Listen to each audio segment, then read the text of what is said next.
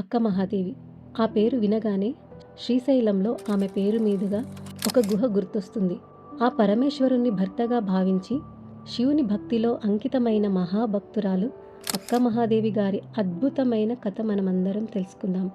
అక్క అన్న పేరు నిజానికి బిరుదు మాత్రమే. ఆమె అసలు పేరు మహాదేవి. కాలక్రమేణా అక్క మహాదేవిగా పేరొచ్చింది. అక్క మహాదేవి కర్ణాటకలోని ఉడుతడి అనే ఒక చిన్న గ్రామంలో జన్మించింది. శివభక్తులైన ఆమె తల్లిదండ్రులు ఆమెను సాక్షాత్తు ఆ పార్వతీదేవి అవతారంగా భావించారు. అందుకే ఆమెకు మహాదేవి అన్న పేరు పెట్టారు. నిజంగానే పార్వతీదేవి పుట్టిందా అన్నట్టు మహాదేవి మొహం తేజస్సుతో వెలిగిపోతూ ఉండేది. అంతేకాదు, నిత్యం శివ పంచాక్షరి మంత్రాన్ని జపిస్తూ తనదైన లోకంలో ఉండేది.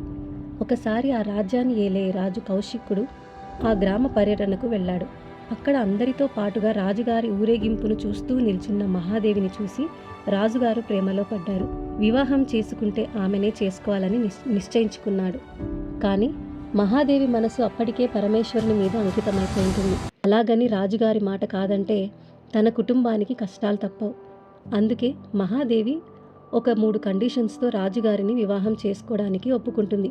ఆ పరమేశ్వరుణ్ణి తనకు తోచిన రీతిలో తోచినంతసేపు ధ్యానించుకోవచ్చు అనే షరతు పెట్టింది.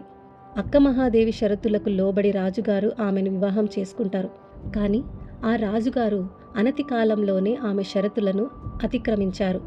దాంతో ఆమె కట్టుబట్టలతో రాజమందిరం నుంచి బయటకొచ్చేశారు. తర్వాత కర్ణాటకలోని కళ్యాణ్కు అనే గ్రామానికి చేరుకున్నారు. అక్కడ ఒక వేదికలో శివుని మీద తనకి ఉన్న అభిప్రాయాలు, అనుభూతులను పంచుకున్నారు.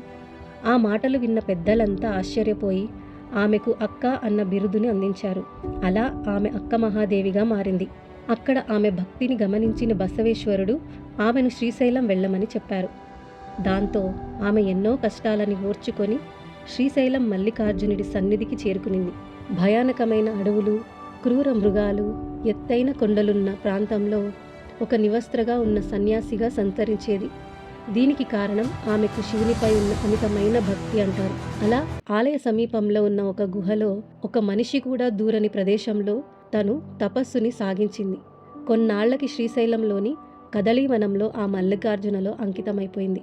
అక్క మహాదేవి మహాభక్తురాలే కాదు, గొప్ప రచయిత్రి కూడా. కన్నడలో ఆమె 400కు పైగా రచనలు రాసినట్లు గుర్తించారు. ప్రతి వచనంలోనూ చెన్నమల్లికార్జున అనే మాట వినిపిస్తుంది. ఆమె వచనాలలో శివుని పట్ల ఆరాధన, ప్రకృతి పట్ల నమ్మకం, ఐహిక సుఖాల పట్ల వైరాగ్యం స్పష్టంగా కనిపిస్తాయి. శివుని ఆ మహాభక్తురాలి కథ మీకు నచ్చితే మీ మిత్రులకి షేర్ చేసి మరిన్ని మంచి కథలకై ఏవి భక్తి మంత్రాన్ని సబ్స్క్రైబ్ చేసుకోండి. ఓం నమః శివాయ.